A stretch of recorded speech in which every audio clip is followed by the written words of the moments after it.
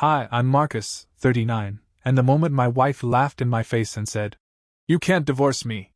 My dad owns this town." Something in me finally snapped, and I swear I felt the last piece of my dignity slide off the counter between us. I had walked into that kitchen rehearsing calm lines in my head. Be measured. Be mature. Don't let her bait you. But the second she laughed, actually laughed like I was a toddler threatening to run away with a SpongeBob suitcase, the script burned up. She didn't know I'd already filed. She didn't know the papers in my hand weren't a bluff. She didn't know her father, the man who'd been the source of her power, her arrogance, her favorite threat, had been indicted 6 hours earlier, his assets frozen before he even finished his morning coffee. She didn't know the life she'd been leaning on like a broken railing had just snapped. But I did. And I was done. "Here," I said, handing her the documents. "You've been served." Her laugh died so fast it sounded like someone cut the audio. She snatched the papers, eyes scanning, and for a second I saw something I hadn't seen in years: fear behind all that smug armor. "Thompson?" She scoffed when she saw the attorney name. "He's third rate. My dad will crush him." "Maybe," I said, "if your dad weren't currently in federal custody." She froze. Actually froze. The kind of freeze that happens when a predator senses another predator it didn't know existed. "What are you talking about?" I pulled out my phone, opened the news article. Headline right there. Asset seizure. Fraud indictment. Bail denied. Flight risk. Her father, the king of this little empire, dethroned in the morning. She held the phone like it burned. "No. No, this is wrong. He would have told me." "He tried," I said. "But it's hard to call from a federal holding cell." For a second, she looked at me not as her husband, not as her errand boy, not as the man she'd spent years talking down to. She looked at me like I had pulled the moon out of orbit. And maybe I had, for both of us. Because I'd played the quiet, dependable husband for 6 years. The man who fetched her dad's dry cleaning, who swallowed insults like vitamins, who stayed in a marriage that felt less like a partnership and more like a prison sentence with a marble kitchen. But while she was busy treating me like a commodity, I was quietly preparing the exit strategy she never saw coming. And this was just the first domino. "Marcus," she whispered, voice trembling. "You can't do this. You can't just leave." "I already did," I said. I walked past her, past the life I'd outgrown, out the front door of a house that never really felt like mine. But her downfall? Her retaliation? Her unraveling? That hadn't even started yet. She stormed into the driveway after me, barefoot, hair wild, still clutching the divorce papers like they might suddenly reverse themselves if she held them tight enough. "Marcus, stop! You're not leaving! We're not done talking!" "We are," I said, unlocking my car. "We've been done for a long time. You just never noticed." She grabbed the car door before I could open it. "You can't just walk out. You work for my family. You live in a house my dad bought." You mean the house the feds now own?" I said. "Yeah. Enjoy figuring that out." Her face contorted. Shock. Rage. Panic. A full emotional kaleidoscope. "You think you can survive without us?" She spit. "Without my father? You're nothing without this family. Nothing." That was the part that used to keep me trapped, the fear she was right. Not anymore. "Funny," I said. "I thought I was nothing because of this family." She blinked, thrown for a second. Vulnerability flickered, but she stomped it out like a cigarette. "This isn't real," she said, voice cracking. "Dad will fix everything. He always does." I almost felt bad. Almost. "He can't even fix his own bail hearing," I said. "You should call him." She fumbled for her phone. Called. Straight to voicemail. Tried again. Same. By the third call, her hands were shaking. "He's busy," she insisted. "He has lawyers." "No," I said gently, brutally. "He has a public defender." She looked like I'd stabbed her. I got in the car. She banged on the window. "Marcus, please. We can fix this. We can go to counseling. We can talk. We could have," I said, 3 years ago. When I still had a voice in this marriage. She pounded harder. "Don't do this. Don't leave me alone." That line stopped me for half a second. Because there it was, the truth she'd never admit. Without money, without connections, without Daddy cleaning up every mess. She wasn't powerful. She wasn't untouchable. She wasn't the queen of anything. She was terrified. Marcus, she whispered. Please. I don't know how to live without. Without control, I thought. Without someone to dominate. Without the safety net she mistook for superiority. I rolled the window down an inch. You're smart, I said. You'll figure it out. That was generous. Probably too generous. But it was the last thing I said before pulling out of that driveway and leaving behind the woman who thought she owned me.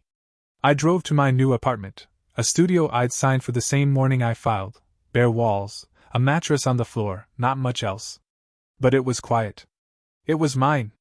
And for the first time in 6 years, I slept without feeling like someone was standing over me with a ledger, tallying every mistake. What I didn't know then, what I couldn't know, was how violently she would unravel over the next few days, or how fast she'd turn that unraveling into a crusade to ruin my life. Because when entitled people fall, they don't fall quietly. And this is where the story really detonates. It started Monday morning. I was driving to work, windows down, coffee in hand, feeling human for the first time in years, when blue lights flashed behind me. I wasn't speeding. Didn't roll a stop sign. Nothing. Still, I pulled over. The officer came up to the window, unusually tense. License and registration, sir. I handed them over, confused but calm. He walked back to his cruiser. 3 minutes passed. 5. 10. Then 2 more police cars pulled up behind him. One officer approached, hand resting on his holster. Sir, step out of the vehicle. My stomach dropped. What's this about? We received a report, he said, that you've been threatening someone. We need to ask you some questions. And right there, in the middle of a quiet suburban road, I realized exactly what she had done. My wife had filed a police report accusing me of threatening her. Me. The guy whose biggest act of violence was yelling at a football game on TV. But I stayed calm. I can prove that's false, I said. The cops exchanged a look. How? I pulled out my phone, opened my doorbell camera app. Clicked replay. There she was, my wife, screaming at my apartment door, pounding on it at 11 p.m., 6 a.m. noon. Me each time, telling her through the speaker to leave. The officers watched the footage in silence. One let out a breath.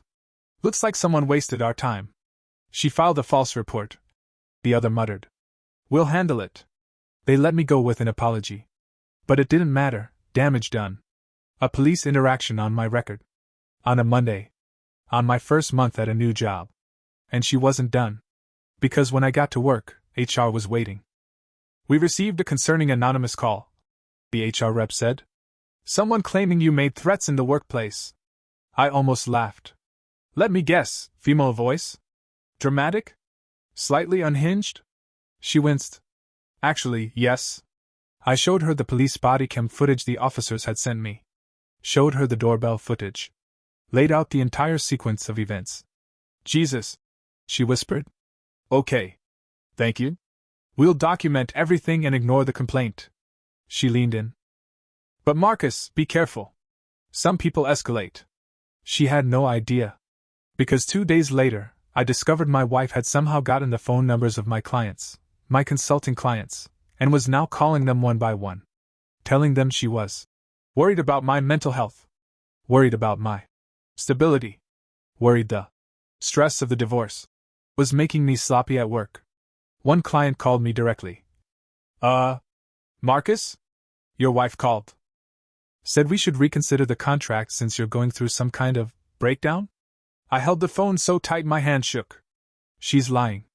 And she's trying to destroy my livelihood. Yeah, the client said. We figured. We've been happy with your work. But, just a warning. She's reaching out. Another client didn't even warn me. They just pulled their contract. $15,000 gone. Vanished because my soon-to-be ex-wife wanted to punish me for leaving. That night, sitting on the floor of my empty apartment, just a mattress, a desk, and the buzzing of my fridge, I called my attorney, Thompson. She's interfering with my work, I told him. She's harassing me. She filed a false report. She's showing up at my place. I can't keep doing this. Good, he said calmly. Document everything. Good? I snapped. Yes, he said. Because she's building your case for you. We're filing for a restraining order. And that's when everything shifted. That was the moment the story stopped being me trying to escape quietly, and became a war she couldn't win. By the time the restraining order hearing rolled around, my wife had transformed from arrogant princess to full Greek tragedy meltdown. And honestly, watching her unravel in front of a judge was like witnessing karma speedrun itself. But before the courtroom showdown, she tried one more nuclear tactic. She emptied our joint savings. Now, before you picture a massive account, don't. It had about $8,000 in it. A leftover relic from early marriage days when we naively thought joint accounts meant teamwork instead of whatever the hell this turned into. She withdrew all of it. Every penny. While I was at work. Then, as a bonus act of petty theater, she hired movers and cleaned out my entire apartment. Not the shared home. My apartment. The one I'd rented alone. The one she had zero claim to. I came home to echoes. No couch. No dishes. No lamps. She even took the damn toilet paper like she was reenacting the fall of Rome. I stood there in the empty doorway, holding a grocery bag and wondering if pettiness could actually become a medical diagnosis. Thompson, my attorney, nearly cackled. She took everything? Everything. Down to the shower curtain. Fantastic. Fantastic? She's proving malice and sabotage, he said. Judges love this kind of evidence. Love wasn't the word I'd use, but fine. By the time the hearing arrived, I had doorbell footage, bodycam footage, HR statements, client affidavits, bank records showing the $8,000 withdrawal, a police note about her false report, a building manager report documenting her screaming in the hallway at 2 a.m. Meanwhile, she walked in with new-level desperation and a lawyer who looked about 12 years old, probably because she couldn't afford anyone else. The judge started reading the complaint, eyebrows rising higher with every page. Then he looked straight at her.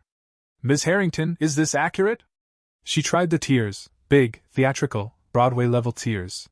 He abandoned me. She sobbed. I have nothing. No money. No support. He left me in the worst moment of my life. The judge turned to Thompson. Financial situation? Thompson stood, measured and calm. The marital home is in my client's name, purchased before marriage. The respondent withdrew $8,000 from the joint account without permission and removed all shared property from his residence. The judge's face hardened. You removed items from the petitioner's home? It was our home, she yelled.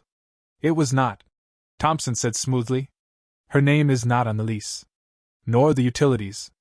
Nor any supporting documentation. The judge tapped his pen, done with the performance. Mess. Harrington, you filed false police reports, harassed the petitioner at his home and workplace, interfered with his employment, and removed property illegally. She sputtered. I was stressed. Stress does not excuse illegal behavior. He signed the restraining order on the spot. 500 feet. At all times. Violations carry immediate arrest. Her face crumpled like she'd just been evicted from her own reality. As we walked out, she shouted from across the hallway, still outside her 500 feet, thankfully. You think this is over, Marcus? My dad will fix this when he beats the charges. I paused, turned slightly, and said, He's not beating 17 federal witnesses. Start adjusting. That shut her up so hard the silence echoed. But here's the thing. The restraining order wasn't the victory. Not even close. Because I was sitting on something she didn't know yet. 3 years of emails. 3 years of accidental confessions. 3 years of misused company funds. Fake employee salaries. Personal expenses paid by her dad's firm. Screenshots. Receipts. Documentation she never thought I'd keep, because in her mind, I was too spineless to ever fight back. But she forgot something. A man treated like a servant learns to listen, learns to observe, learns to record. And I had all the ammunition I needed to end her attempt at spousal support before it even began. Cold, documented truth. See, when you work as someone's glorified servant for 3 years, you witness things. Conversations people forget you're in the room for. Emails they assume you're too insignificant to understand. Documents they drop on the desk and say, file this, without realizing what's in your hands. She never realized I was paying attention. But I was. And I kept records. Not because I ever planned to use them. Back then, I still believed marriage was something you powered through like a storm. But when the storm turned into a 3-year natural disaster? Yeah. Suddenly all that quiet observation became useful. So the night after the restraining order, I sat with Thompson in his office and pulled out a folder. A thick one. Go on, he said, half joking. Tell me you brought me gifts. Oh, I said. Better than gifts. Inside were things my wife would never have expected me to keep. Emails where she bragged to friends about never working a day in her life because Daddy funds the lifestyle. Screenshots showing she charged $30,000 worth of personal apartment decor to her dad's company as office renovations. Records of a no-show job she'd arranged for a friend, $60,000 a year for literally never showing up. Messages where she said, Marcus knows better than to question any of this. He's useful as long as he stays quiet. Thompson flipped through the pages like he was reading a thriller. And then he smiled. Marcus, he said, this is gold. No, this is platinum. Good, I said. Because she's going to try to take me for everything. She won't get a dime. He wasn't exaggerating. Because with that file, he could now argue. No alimony. No financial support. No claim to property. Demonstrated history of financial dependency, fraud-adjacent misuse of funds, and entitlement. She wanted $4,000 a month to maintain the lifestyle she's accustomed to. Thompson was preparing to argue she deserved zero. And he was confident. The preliminary divorce hearing came fast. She walked in looking brittle, hair perfect, makeup flawless, but eyes wide like someone bracing for impact. Her new attorney, some poor 20-something who looked like he still qualified for his parents' dental plan, carried her folders and tried to look competent. It was painful to watch. Her lawyer stood.